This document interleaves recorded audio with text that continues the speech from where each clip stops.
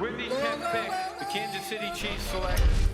Kansas City Chiefs select. With the 37th pick. With the 21st pick. The Kansas City Chiefs select.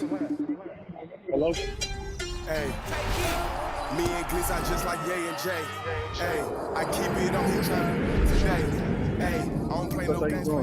Good. You still run fast? I can. This the big dog, ain't no rookie. Hey, me and Tay keep just like Snoop and Dre. Hey, these putting their cars on layaway. Hey, these bad blood, they sinking ships. Hey, don't ask the ops, any don't play. Don't ask the ops, any what's up? Shout out to the streets and Glock, we trust.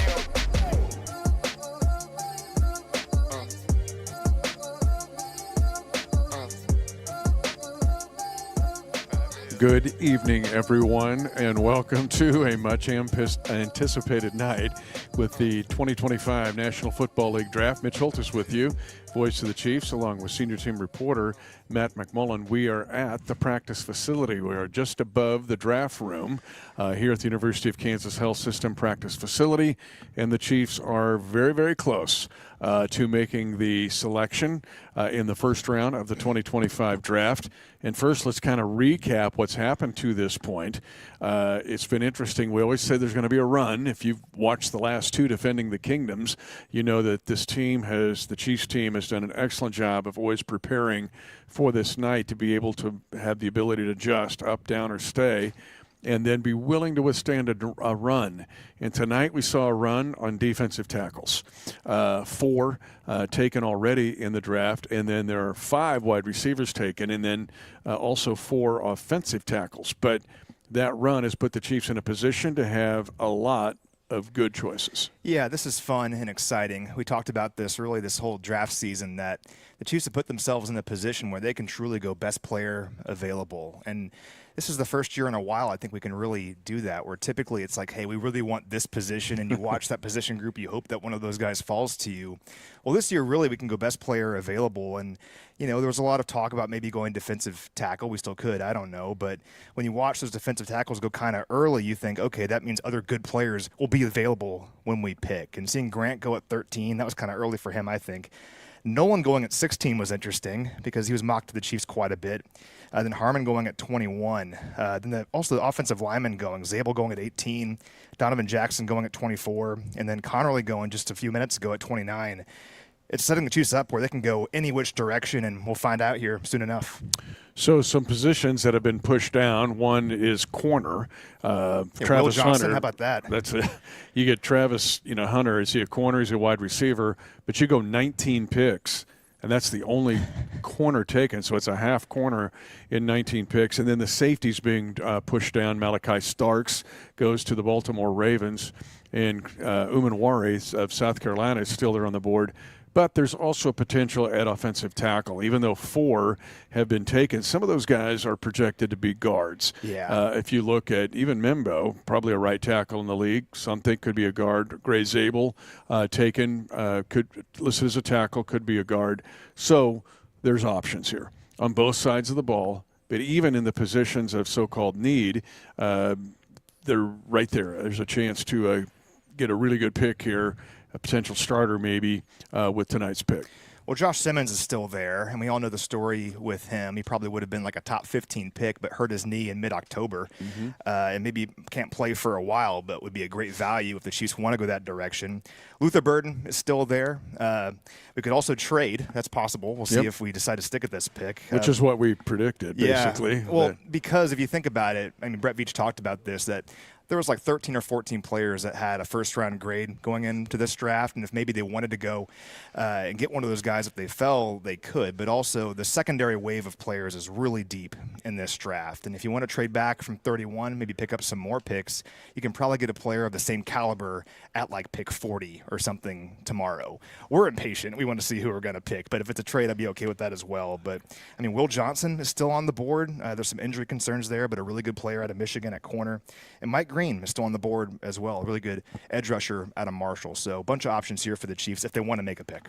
Brett Veach alluded to this during his presser, though, and this is going to accentuate your point that even from picks, let's say 40 all the way to pick 100, you've got a chance to get potential starters for the 2025 season on either side of the ball, or players that would have the ceiling to become Pro Bowl or All-Pro players. That's where the depth of this draft is. So people kind of talk about the honey spot. Now, we also need to remind everybody the Chiefs have 8 picks in this draft, but 3 are in the 7th round. Now, we love 7th-round picks. I mean, you think if there's the 3 7th-round picks of 2022 are still on this team, Najee Johnson, Jalen Watson, and Isaiah Pacheco, and think what those guys have done with 6 combined Super Bowl rings among those 3. So even though there's 3 7th-round picks, there is a void in the 5th and the 6th.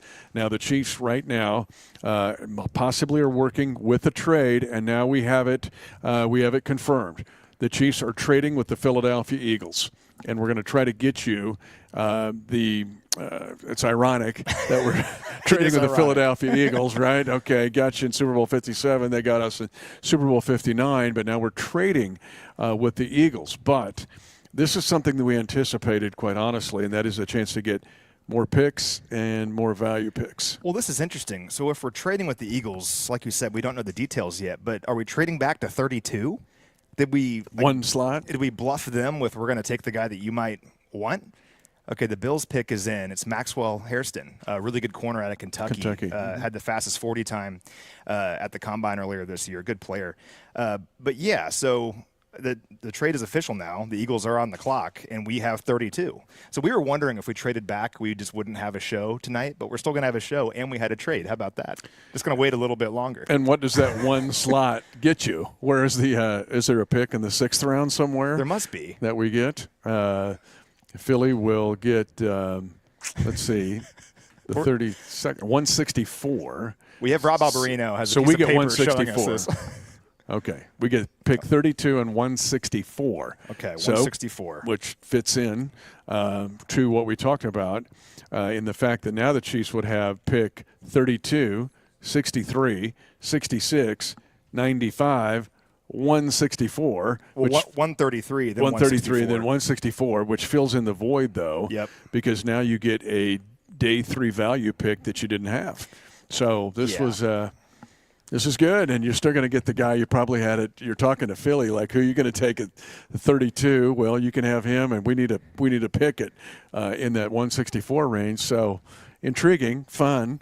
But the Chiefs are going to get another pick. So Philly must have been worried we were going to take who they were going to take, right? I'm really curious to see who they take, and I wonder if we were ever going to take them. This is the fun gamesmanship of the draft and this whole process because they don't know what we were going to do, and they decided to give us 164 just to make sure they got their guy. It is a bit bizarre. And we're still picking, which is fun. Yeah, so we're right there. But interesting. So some drama here in the late rounds. There have not been a lot of trades. Now, Cleveland did trade out of the 2 with Jacksonville. And so, there was that trade. But think of a year ago, the last couple of years, the trades have been wild. Not this year. Some here later in the 1st round. And, of course, with the Chiefs here trading with the Philadelphia Eagles. So who did the Eagles want? Who did they pick? And who will the Chiefs get at 32? But I got to tell you, I mean, to get 164 and to be sitting here with 63, 66, 95, we talked about, 133, 164, and then those 3 7ths. A couple things are in play here because you've got decisions to make, too, going in. You still have 9 guys from the 2022 class, and those guys will become basically the free agent year in 26. You've got to keep replenishing your roster. We're going to keep, I'm sure, a lot of those guys, but we can't keep them all. So here you go. And 164 again in this draft could be a really, really good pick. The Eagles pick is in. I'm so curious who it is. This will be a fun storyline to follow for years here. I'm with you that there's no way Brett Veach was just going to sit around for quite a while. The Eagles got Will Johnson. Interesting. Okay. Well, that's totally a Howie Roseman pick. He kind of falls and he just goes and gets him. I mean, you know what's funny about that is Will Johnson was comped to Darius Slay. And Slay, I believe, is no longer with the Eagles, right? No, he's not. Yeah. But Johnson now, you and I both liked him, even though there was a red flag on injury, and he's not the fastest guy. And so that's a couple of reasons. But when you watch the Michigan tape, You're really impressed with him, ball skills. He fits right in. That's secondary now. When you look at what they did last year getting Jenkins and then with Cooper DeJean and what he was able to do not only against us in the Super Bowl, that's a really good secondary. And you could argue one of the best young secondaries in the whole league and for sure in the NFC. I mean, just like us, the Eagles have been very good about reloading year after year, and you have that defensive stack with young talent. And just like the Chiefs, when you're the Eagles, you have an opportunity to get a player that probably should have been drafted like in the top 15. There's some injury concerns. You trust your doctors, and they say, let's go get this guy. It makes some sense for them. It's a positive gamble. The Chiefs are now on the clock. Let's see what we're going to do here. Again, a lot of good players available. Mike Green is out there. Josh Simmons is out there. I mean, Simmons would fit a similar mold as Will Johnson, being like an injury concern, but also a value later on if you feel good about his medical. But lots of good players. Umar is still there, right? He could be the. Oh, yeah. If he doesn't go in the first round with this pick, he's going to be one of the better value picks of the second round. Absolutely. Because you watch him, South Carolina safety. I see some Ed Reed in him. But anyway, there's lots of choices here for the Chiefs. But again, they trade back one spot. They get one spot back, and we'll get pick 164 from the Eagles. And so another day 3 pick for the Chiefs. But the Eagles take Will Johnson, a corner who had fallen. And again, the whole corner position and the safety position was the two most prominent to me that got pushed down the board. And so here we are. There's really good corners waiting there and for the Chiefs to pick as well. But again, we're waiting on the Chiefs pick. We're just moments away from that after trading from 31 to 32. So once we get the okay, the draft room is directly below us, by the way.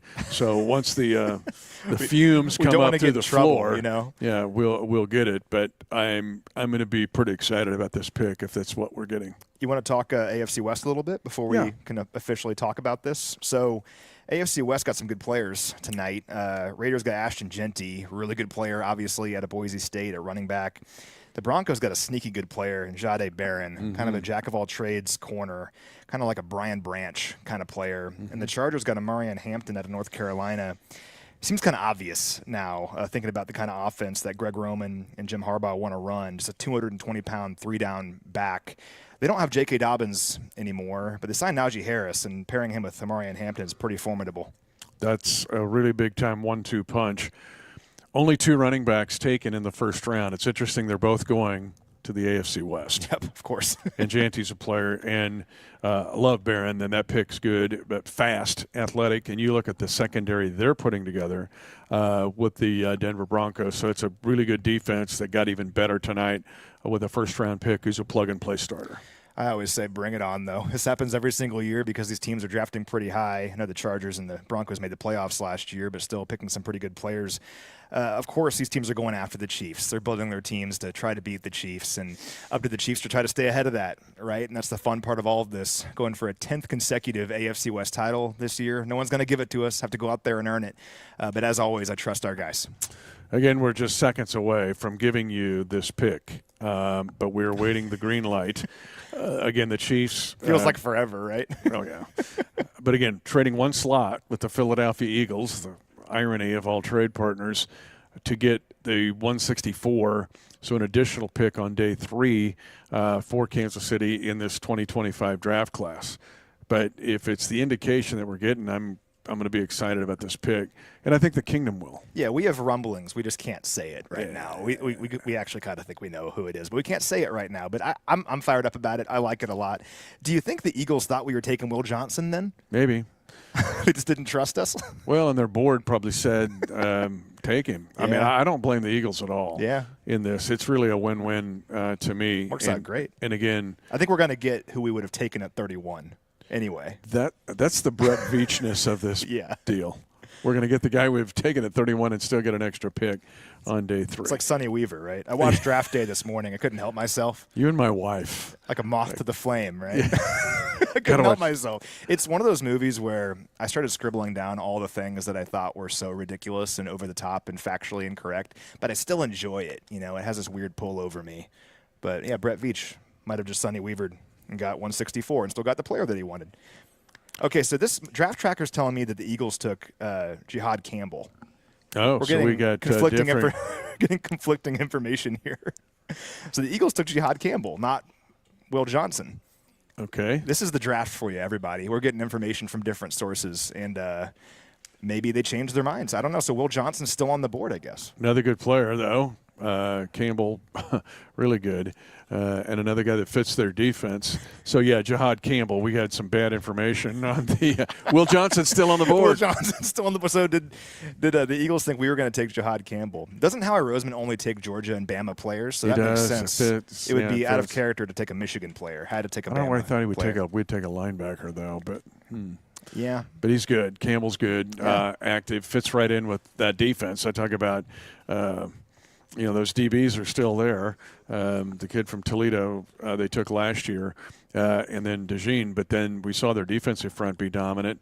Yes, they're the SEC All-Stars, but this move makes sense. But we're still waiting to get confirmation on our pick, which we are technically on the clock. So really interesting late development here. 31-32, and then we got some bad intel on Will Johnson. It could never be simple. But that, again, that's what's fun about the draft is everything's flying a million miles an hour. And what I love about our live show is that we're reacting to this live with you all. I mean, we don't really know what's going to happen until the camera turns on. You know what this does set up, though, is a really, really interesting day, too. Absolutely, yeah. Because the board is full. Our board that we have set up, it's not Brett's board, right? Our board. So we have our board, but it is full of dudes that could be there tomorrow, will be there tomorrow. And the Chiefs are in position to be in a good spot tomorrow, particularly with what they've got with a late second, 63, and an early third in 66 to get two really good players there and 95. So you've got your normal second and third, and then you've got the third you picked up in the L'Jarius Sneed trade with Tennessee, which is one of the top picks in the second round. And, again, there's plenty of talent there. So even though Thursday night gets all the attention from most of the humans on the planet, tomorrow is going to be a really good day. And so we're waiting word on what we think will be a really good night tonight. But we just need to tell everybody that tomorrow is going to be good. Yeah, it is. And pick number 66 is so exciting. This is why Brett Veach is the best in the business, because he makes tough decisions that pay off down the road. It was really hard saying goodbye to L'Jarius Sneed last year. I mean, coming off a great season, one of the best corners in the league. But Brett looks forward and says, hey, we got to make sure we're looking to the future, and let's let L'Jarius go, send him to Tennessee. And now that pick turns into the number 66 overall pick in the draft, picking at the beginning of the third round. It's basically a second rounder. Yeah, so I call it a second rounder. That's the way I've thought about it. But it basically is one, right? Being at the very top of the third round, and we're going to get a really good player there. So, again, Brett's so good about making these tough decisions, done it over the years, but that's why this window for the Chiefs has stayed open as long as it has. Of course, it's because of our great players, but also Brett's ability to find these other players late in the draft. Also, because the Chiefs are sitting at 63, 66, 95, 133, now with 164. Here's what 164 can also do for you, is put you in a position to trade up in the second. Oh, yeah. And so not only is there possibly an extra pick in the 25 draft class, but you're also putting yourself in a position where a move could be made up. And we've seen Brett be very aggressive in doing that. And so in the second round, we talked about the really good players in the second round. But if he sees something he likes, he now has additional piece of equity that he could use to make that move. You need currency to make moves, and the Chiefs are so good about following their board. And if you see a player that's falling and you want to go up and get him, you have to have that currency to go do it. And just having that ammo in your back pocket is a big deal. I feel like we've been on the clock forever here. I'm so eager just to talk about this. Did they change the rules in the first round for the 32nd pick? If you make a trade with the 31st team, then you get 20 minutes. You get or 50 minutes maybe. Yeah. But it seems like maybe this complicated trade is coming to fruition soon. But we think we know.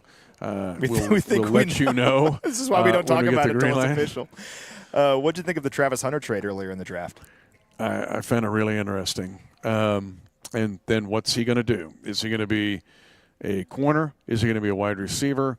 And I thought Jacksonville moved up to get Genty, actually, to have a running back, a Maurice Jones-Drew lookalike. But then you get, one of the more talented players to enter the National Football League over the last several years. But until you figure out what he's going to do, and I know he'll do a little of both, and he wants to do both, it does put it in some uncertainty for Jacksonville in planning. We can go now. We have it, and it is confirmed. I think so. Oh, wait, hold on. Okay, we're being told we can talk. Okay. All right, it is confirmed. Okay, we can talk about it. Your first pick for the Chiefs is Josh Simmons. All right. Who many think at one time, prior to his knee injury, he had a patellar tendon injury on October the 12th of 2024. There were some that thought going into the 2025 draft at the beginning of the 24 season, this would be the top left tackle prospect. Yeah. Over Will Campbell. Over Will Campbell. Now, that's debatable, but so the upside here, hey, here's another good fun fact about him. He went to Alex Smith's high school. He's a San Diego kid. He went to Helix High, which is Alex Smith, his high school, and he started his career at San Diego State. And when you go back and watch the tape on him, he was really good at San Diego State.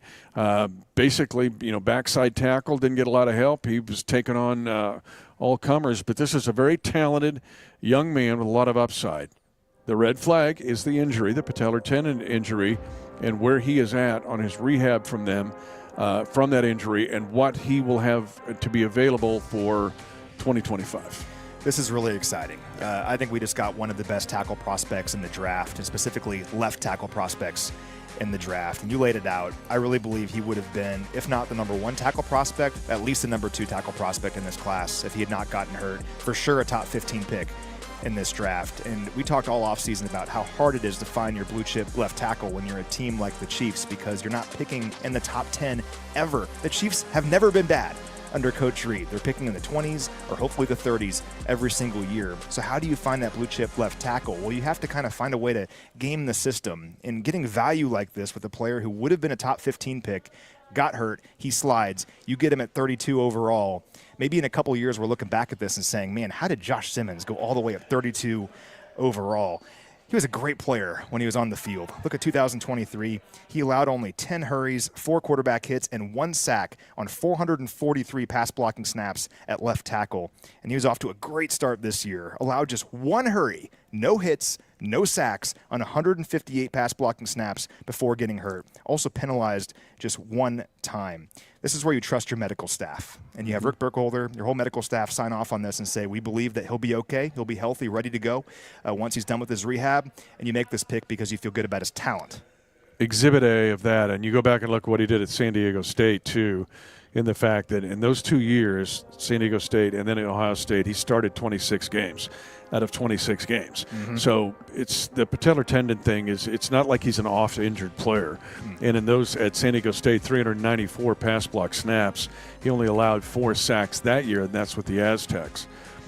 Now, think Trey Smith here in the 6th round of 2021, who was thought to be going in at the beginning of the year a first-round draft pick. He has played to a first-round draft pick as the Chiefs' right guard and a 2-time Super Bowl champion. So your point about trusting your medical staff, and it's this collaboration of your scouts, your coaches, your doctors, and your trainer with Rick Burkholder and the rest of his staff, all discussing and talking about this. Now, will Josh Simmons be up and running the first day of rookie minicamp? No. He's still going to have to rehab from this patellar tendon injury. The question is, how much will he be ready to go for training camp? How much will he be ready to go for preseason? How much will he be ready to go for the regular season? Those are unknowns, and I think it's unknown to everybody. But when you look at the potential of this player, and when you're picking down where the Chiefs have picked low, to get a left tackle caliber or left tackle player of this caliber is rare. And the only way it happens is in this circumstance where there has been an injury, and you got to trust it that he's going to be up and running and become a Pro Bowl left tackle, which he could, and be a left tackle for a long time. And you mentioned the timeline. The good news is, and the beauty of the Chiefs offseason plan, it's okay for him to take his time into rehab, because we do not need him to come in and play left tackle in week 1, because that's why you go out and sign Jalen Moore to compete and earn that left tackle spot.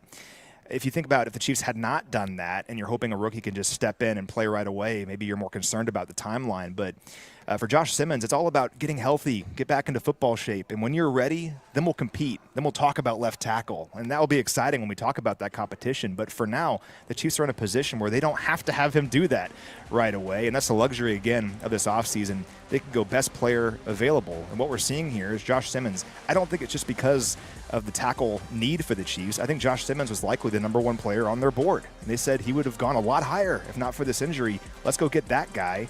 And it creates a situation where maybe in a couple years we're talking about an awesome competition at left tackle. That's a good problem to have. So I feel really good about this for a bunch of reasons. Again, it's so hard to find a blue chip rookie left tackle who you feel good about for a long time. The only way to get him is to be really bad and to pick in the top 10 or top 15, or to have a situation like this. And things like this don't happen very often, and it's kind of a perfect storm for the Chiefs. You look at some of the positives when you look at the breakdown of Josh Simmons.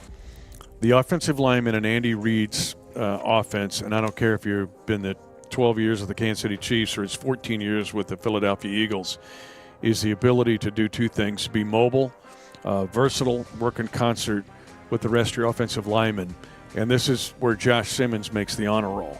Some of the notes: mobility in the run game. You think about how mobile the Chiefs offensive linemen have to be in the run game, whether it's the power game or the zone game, and the Chiefs do all of it, right?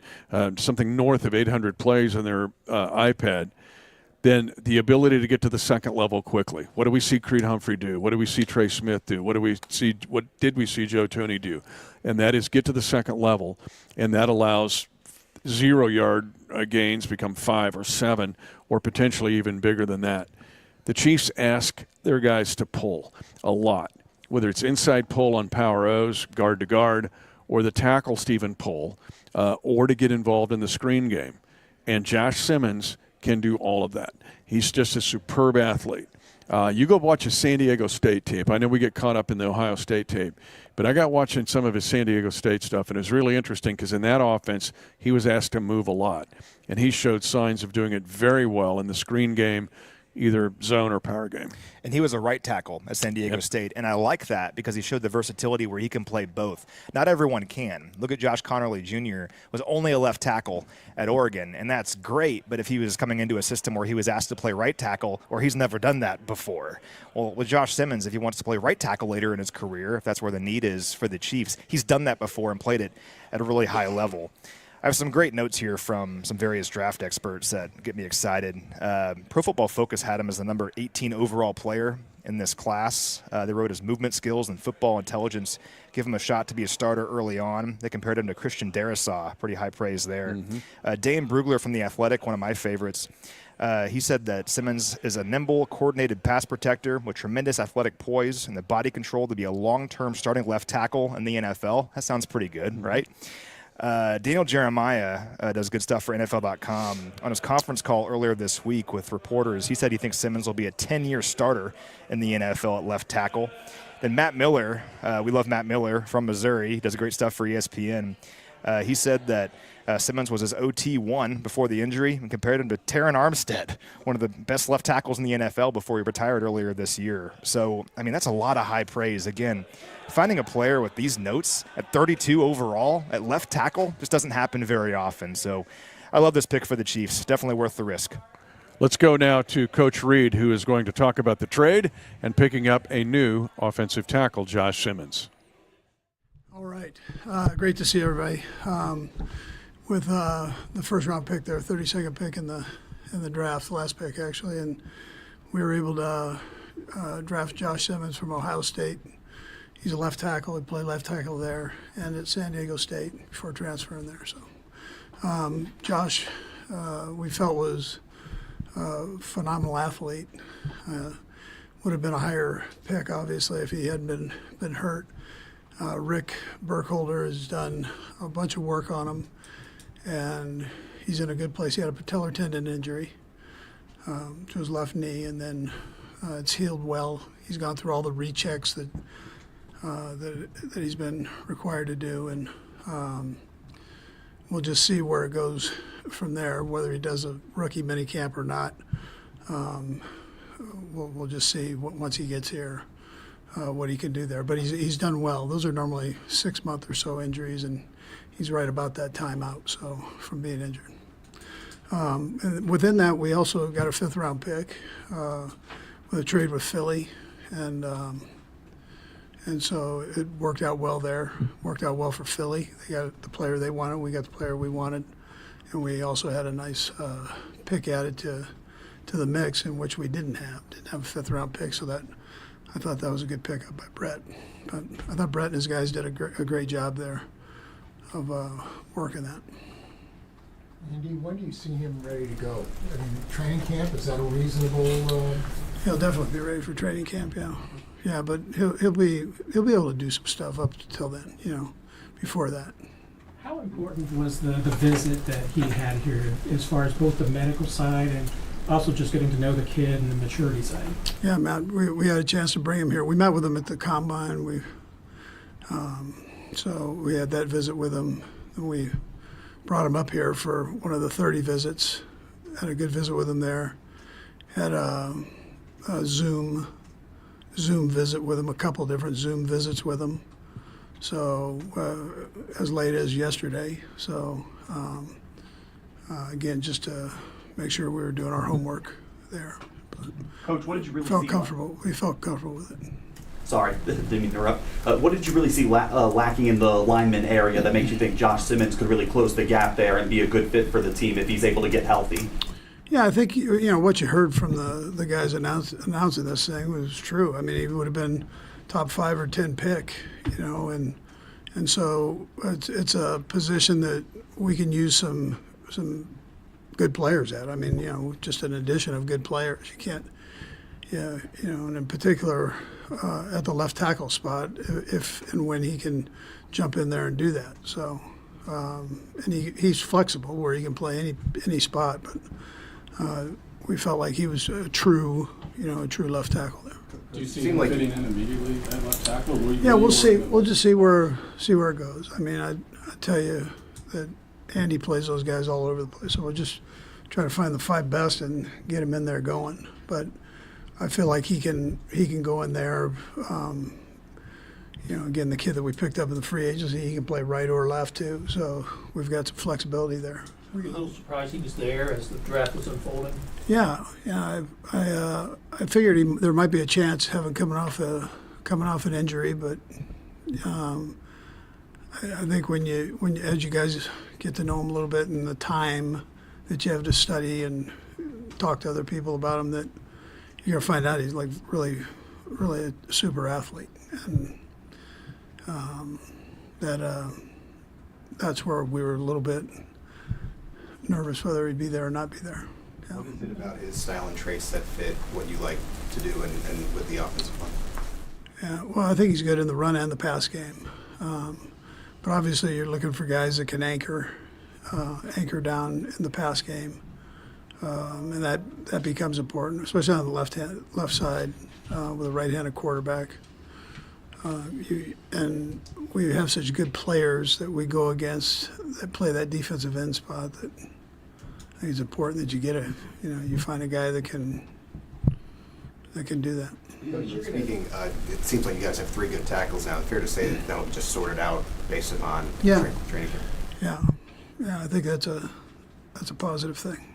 Coach, you're going to see probably lots of this happening as you move forward with guys playing at different schools, different levels, and things like this. What did you see from this kid as he moved up from a lower level of football to Big Ten as he progressed? Yeah, bigger school, more pressure, gets better competition, and there are a couple things there when you look at that. The fact that he actually made that transfer, and that's a tough decision somewhere he had to make. Like, there's got to be a little trust in your ability. You go from San Diego State to Ohio State, and then he gets there and he starts for 2 years. So that tells you that he's got ability, and skill, and he was able to show that there. Andy, it sounded like you met with him a lot. What did you learn about him as a person just throughout this process? Yeah, he's a good kid, and I think the thing you saw when he moved from San Diego State to Ohio State was just that's a little bit more of a pro style at Ohio State and the verbiage and all that. And you saw where he got better with all of that as time went on. And so we were able to get in and kind of introduce him to our offense and see if he could handle that going forward. And it was very similar to some of the things that Ohio State were doing. And so it looked like it would fit pretty good there. But I think that's a big jump, though. I think when you make that move. Just to the extent you're willing to share, I mean, obviously you guys do medical evaluations on all players. What extra work do you have to do for a player? Were you guys able to do with Josh to ensure that Yeah, so the league does the rechecks. So, you're getting the check at the combine, then they do a recheck. And then you bring him in here and you can look at him. So, we've got a pretty good idea of where he's at. I mean, does he have to go out and do it? Yeah, he's got to go out and do it, but it's not one of those where you're looking at it going, he's it's a problem. Either a bad surgery or he just hasn't been working it. I mean, all of that's, he's been doing all the above. Doctor did a nice job with it up to this point, so it looks like he's in pretty good shape that way. We'll go across the room to close it out. Go ahead. Me? Yep. Oh, thank you. So, Coach, with that trade, you got a 5th-round pick, if I'm not mistaken. I know it's a couple days away. What are you going to think about, or what's going to go into the process of figuring out what to do to make the best of that extra draft pick you have now? Yeah, we'll try to make it a good one. That's where you go with it. We didn't have a 5th-round pick, so just the fact that you give Brett Veach an extra pick, that can be a positive thing. He normally does very well in those rounds there, those mid rounds, late rounds. He's had a lot of success, so you give him another shot at it, and to bring in a good player. Did he get another golf clap for the trade down? Yeah, it was good. What was that like the last few years, trying to find that solution at left tackle, particularly last year when you had to go through so many guys? What was that like for you? Yeah, it's one that we thought we would spend a 1st-round pick on. And that it would be worth it, and then also look at it in free agency. So we've got a couple answers there where we don't have to take a guard and move them out to that spot, or hopefully, right? Hopefully, keep these guys healthy and rolling and learning. So. Coach, with the patella tendon injuries, it can kind of sometimes go both ways. We've seen players that they're never the same after it. I think Brandon Graham had one with you in Philadelphia, and obviously went on to a great career. What's the comfort level that this kid is going to be completely okay for? Yeah. So when you talk ACLs, you talk patellar tendon surgery. ACLs normally take about 9 months. Patellar tendons normally take about 6 months. Same risk, though, that you're looking at there. And we've had success with patellar tendons. Going back as far as Carell Buckholder and his injury. So I was able to come back and play as a running back. So Rick's got a pretty good feel on that. Our docs have a good feel on it. And, we thought it looked like it was a good surgery. Now, he's got to get out and play football, too. So we'll see from there. I'm not... But where we're sitting, the experts would tell you that it looks good. Last one, Darren. Coach, it seemed like Patrick kind of, I guess, via Twitter approved of what was your conversation with him prior to this pick? And do you feel like coming out of the Super Bowl, you've addressed your biggest need coming out of that game? Yeah, so Patrick doesn't miss anything. He loves the draft. He puts his own draft board together, I think, and spends time at it. I mean, he enjoys doing that. So he knew about this kid. And obviously, I mean, he's a pretty good lineman as you can bring in. He'll be happy with that. That's how he is. But he doesn't miss a beat with all that.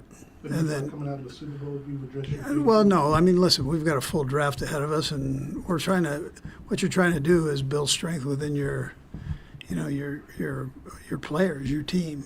And so if somebody does get banged up, you've got that another player, but also you create competition, and competition makes us all better, and that's the thing Adam's going to miss the most when he retires. Thanks, Coach. Thank you, Coach. All right. I remember Coach Reed is like the first couple days here now, almost 13 years ago, talking about the trenches, how important they are, and he's excited about getting Josh Simmons. But to do so trading down 1 with the Eagles, going from 31 to 32, and picking up a 5th-round pick and still getting the guy you want. This feels really good to me. Yeah, it's just great value all around. You get that extra 5th-round pick because remember, we weren't going to pick between the 4th round and the 7th round on day 3 before that trade. Now you have that 5th-round pick.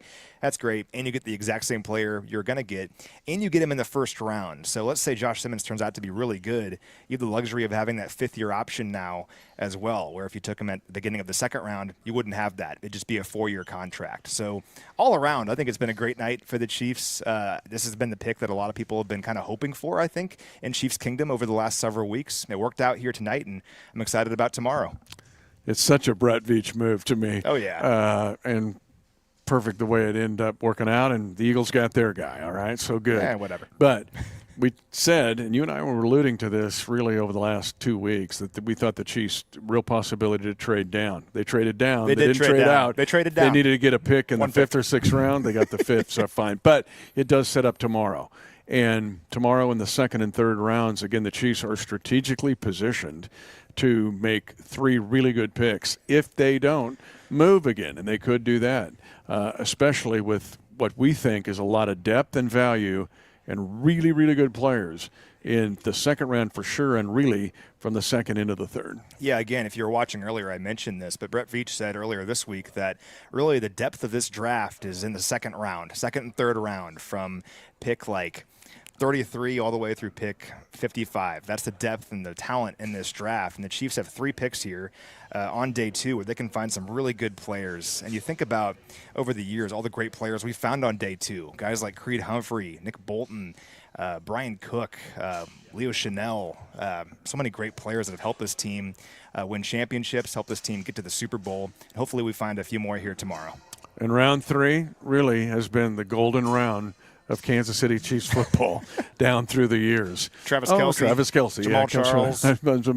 So tomorrow is a very exciting day, as exciting as tonight.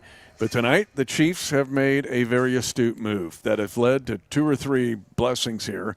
But Josh Simmons is your newest Kansas City Chief. And in many ways, some think one of the top 1 or 2 tackle prospects in the entire 2025 draft. He's Matt McMullen. I'm Mitch Holthus, voice of the Chiefs. Thanks to all of our 65 TPT crew. And just follow us over the next couple of days on social. We'll keep you updated.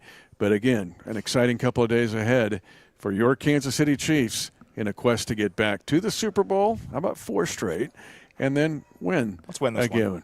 And so win a 5th one for the franchise. But enjoy the rest of your evening and get ready, and don't sleep on Saturday. That's what I say to everybody I see. But Friday's got a lot coming at your way.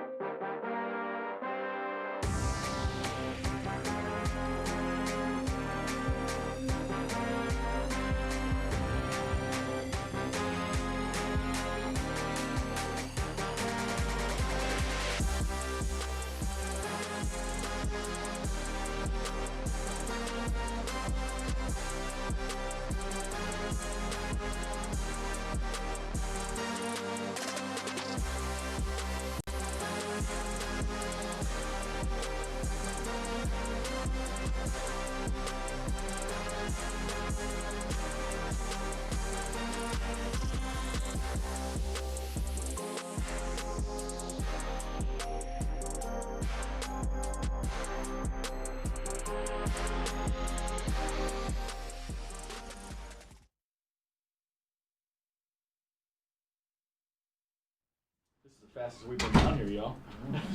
So, we'll take us through, first off, the trade, and then we'll talk about the kid.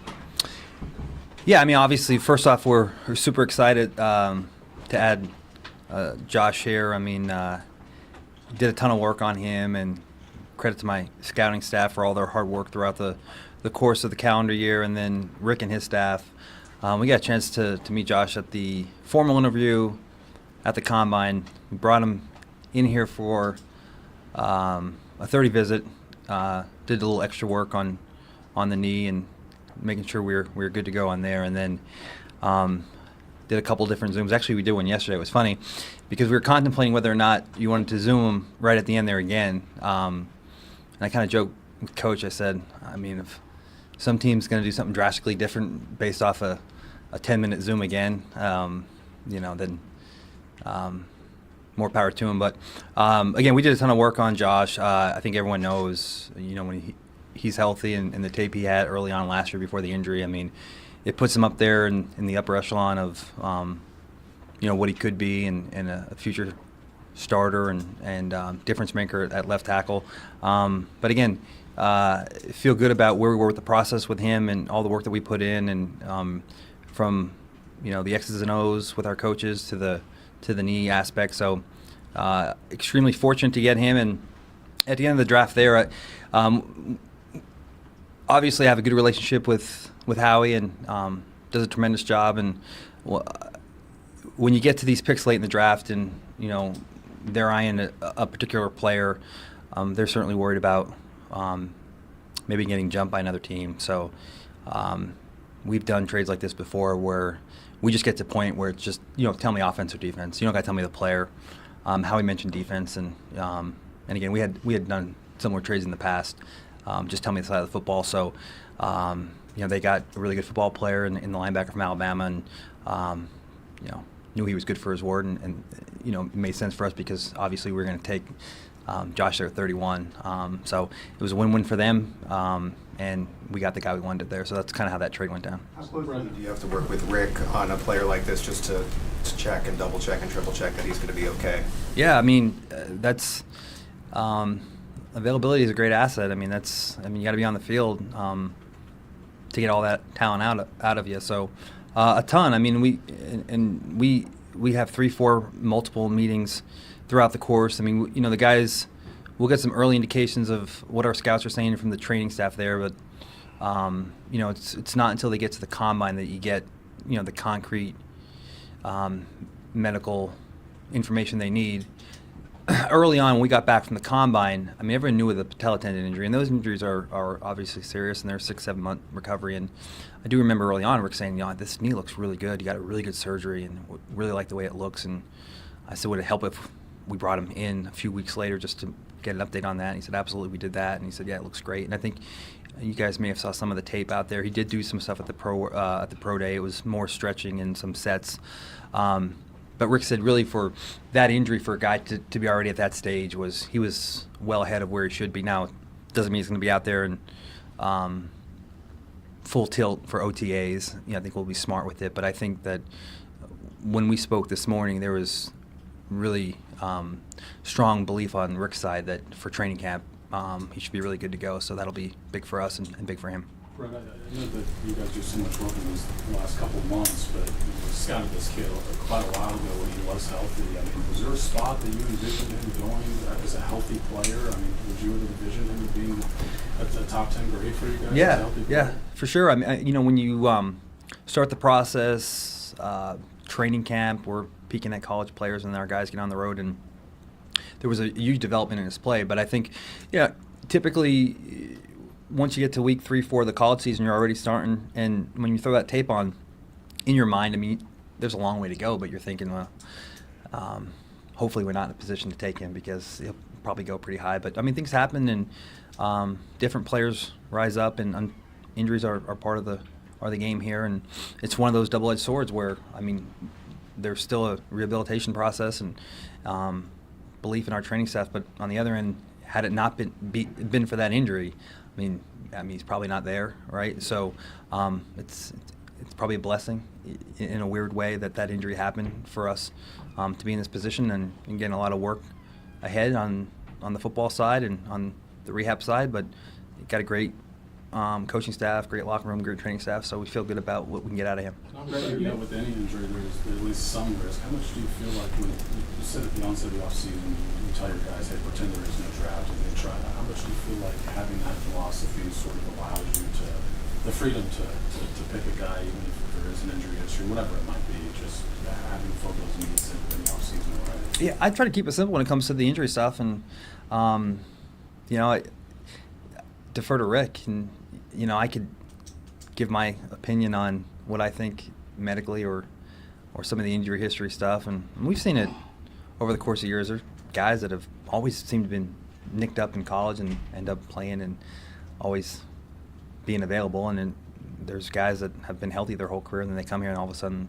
So again, my whole thing was where Rick was, and again it was a serious injury, but from the surgery to the rehab to where he was now and to how he was progressing. I mean, Rick said this is best case scenario for this injury, for where he is, and we're really positive and trusting our training staff. So I just ultimately always defer to him. Brett, when you picked D on your board relative to everybody else, was it a sizable gap there? Yeah, I mean, there was like, it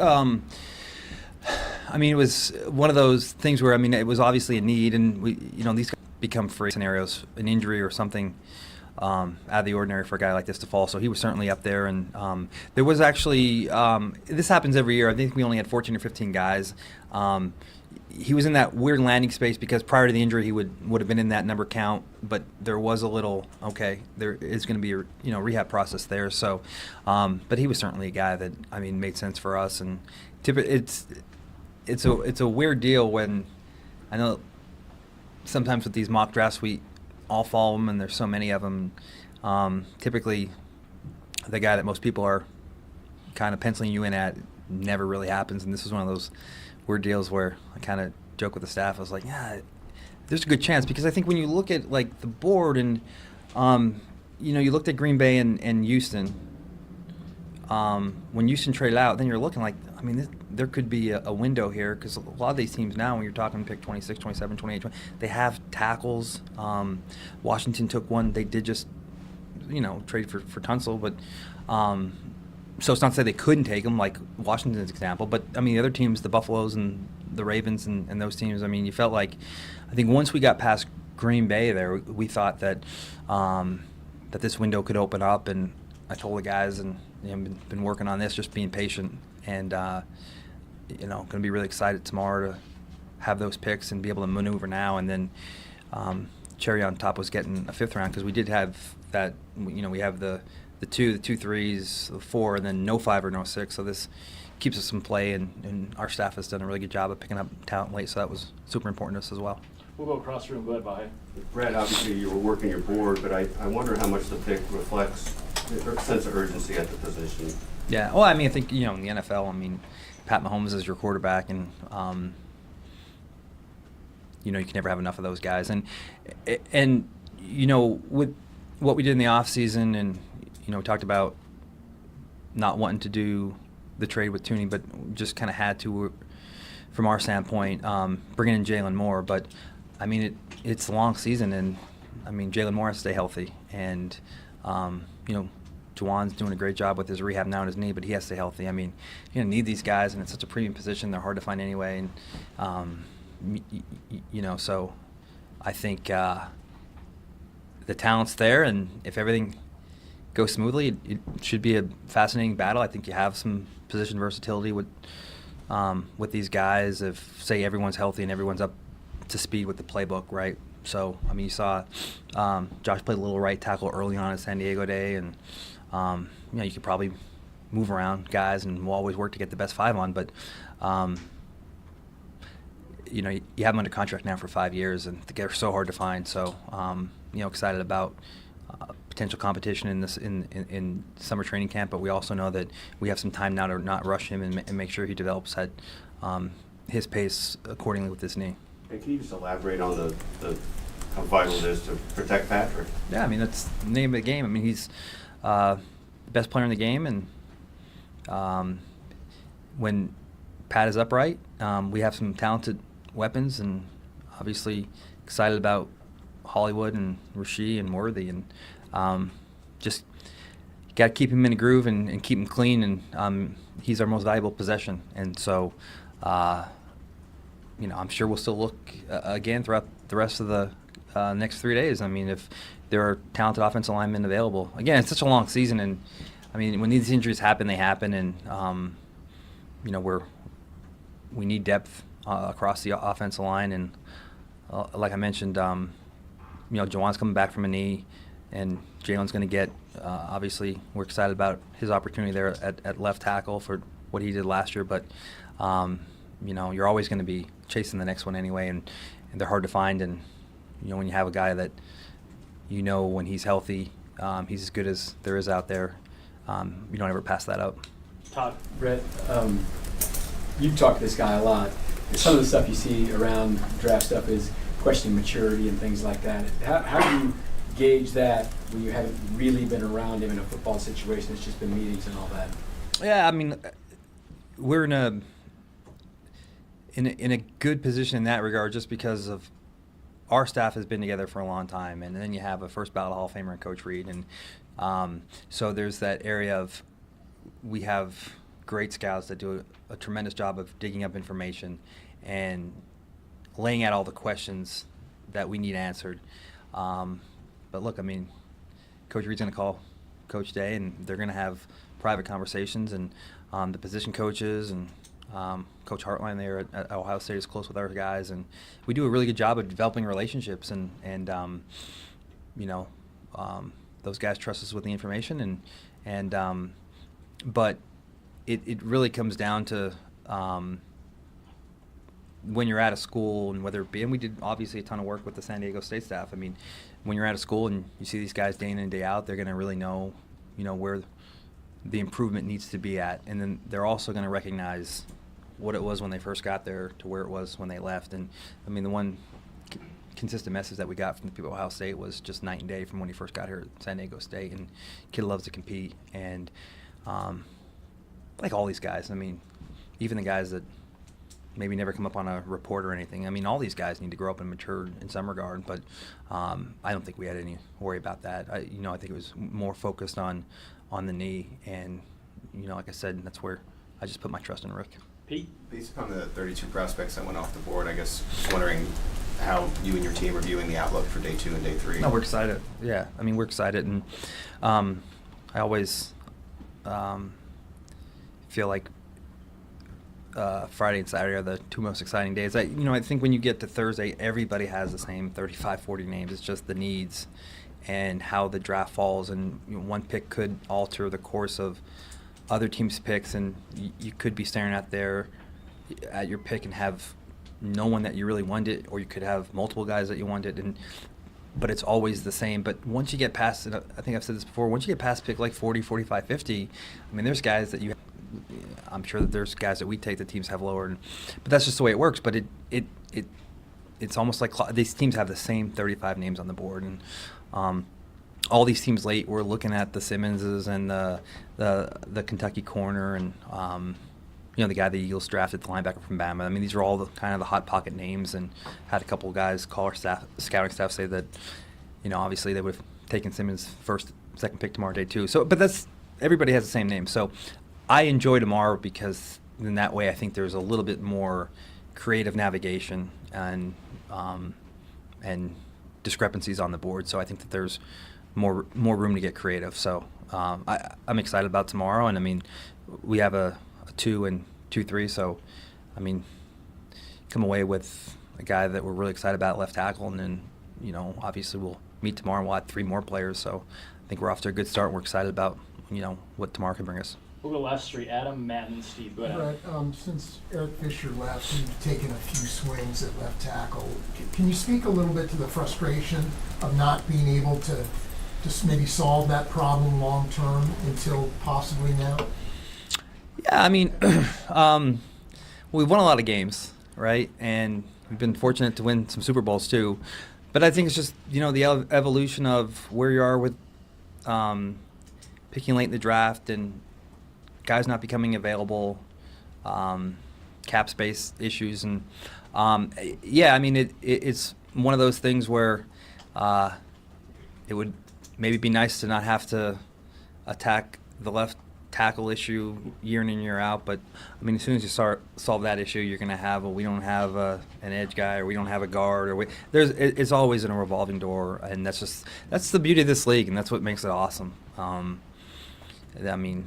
These teams are so close, and these games are so close, and you win by the margins, and so you're always chasing something, and as soon as we get a great left tackle, we're going to be trying to find another one to replace him, and that's just the way it is. And so we're just fortunate that it worked out today for us, that we got a guy that we're really excited about. And again, a lot of work ahead, but there's a lot to work with.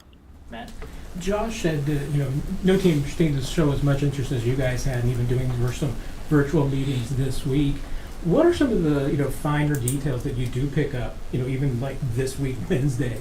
And was there a certain point where it became clear to you, like, hey, wait a minute, this is a legitimate guy for us?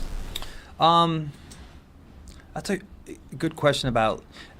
I don't, because you never know how the board's going to play out. But he was a guy that we were really excited about, and early on it was all the knee, and like I said, when we first got the original combine information, and Rick said, I think this is going to be pretty good, because he was leery when he heard about the injury from the scouting reports and the details and the trainer's notes. That was one of those, that could be bad. And then we came back, and he said it was optimistic, and when our docs saw the same things with Rick, that was good. And then as you go through this process, you only have so much time at the combine, and it's tricky because when you go to these formal interviews, you have 20 minutes, right? And sometimes these guys are coming from the other end of the hall, and by the time you get them, there's 17 minutes left. And by the time they exchange pleasantries with their coaches or share a story of a similar coach that they know, you're down to 10 minutes. You're not getting a ton. And so then you do the Zoom, and the Zoom's a little bit longer, but he's not there. And so then you bring him in. But I think the one thing that was really encouraging for us was, again, there wasn't a lot of time to do a lot of football at the combine process. When we brought him, or when we had the Zoom, we were able to just put some install stuff in, talk football, gauge how he could retain, and then we kind of waited a few weeks. And what we talked about was, now this guy's been on a lot of visits, and he's been on a lot of Zooms. So between the personal the in-house visits and the Zooms, he's met with every team, and he's got 32 installs. So it would be cool to let's Zoom him in late, and let's see what he remembered from our install and how much he retained. And that's kind of why we did that yesterday. Just we thought it'd be a pretty cool experiment, and he did a good job. And a lot of the stuff that we did from our 30 visit to the Zoom just a day or two ago, there was a lot of retention there, and so that was another really good sign. Again, when you're getting 32 installs, it's a lot to remember. So, but those you just keep, it's just part of the puzzle, and you just keep adding information, and and we really like the person too. When he came in here, he good interaction, good experience with the people he worked with or he met with on our staff. Obviously, they're always going to be buttoned up for the coaches, but sometimes you always want to see how they treat the support staff here, and that was another good sign there. So everything just kept trending in a positive direction, and then it worked out for us on draft day where he was still there. Last one, Darren. Very couple questions. One, I know you're used to being at the end, but were you all contacted about possibly trading out for another team to come in for your for your pick? And then I have another question after that. We had a couple teams that threw out scenarios, I think at 27 or 28, and then a couple teams call back at 29, say that their guy had been picked. I'm presuming one of them might have been the Kentucky corner, and someone else. And then when we were on the clock, I was on the phone with the Eagles for a majority of that, and I think my guys knew I was locked in. So if there was something that happened, it was something so small that it wasn't worth kind of, getting off task. For you, coming into the draft and as you approach these last years, what constitutes a successful draft for you? And then as you talked about, Patrick and trying to find the right left tackle or the right tackle for that position, the last couple of years, you've gotten YA, you've gotten Kingsley. Mm-hmm. Doesn't seem to have worked out in that area. You're hoping, obviously, with the free agent that you signed from San Francisco along with this draft pick. What's gonna constitute that being a successful draft for you and making sure that you got the right player for that position for Patrick? Yeah, well, I mean, first part of the question is, there'll be some boxes we want to check, and that's obviously draft as many players and retain assets, and but from the standpoint of make sure that we always leave a draft O-line, D-line, depth level there, and then just trying to pencil in the value and the need together, right? But you'll never be able to stamp anything on a draft until you see the guys play and how they produce and perform on the field. So all this is always wait and see, no matter who you pick, until they're actually on the field competing and how productive they are. But just in general, I think it's good protocol and practice to always leave a draft with offensive linemen and defensive linemen, and then just kind of work at O-line, D-line, corners, receivers, and so from the standpoint of addressing primary, these games, you have to have a quarterback to win. You got to protect them and get after them. And so one of those boxes are checked, and I'm sure we'll try to add some defensive linemen tomorrow. I mentioned earlier, there's some depth in the defensive end class, and I think there's some corners that we like. So we'll certainly try to check off the boxes of need that meets the talent, and then from there we'll judge the success in a few years from now and see how good these guys are. Thanks, Veach. Yep. Thank you guys.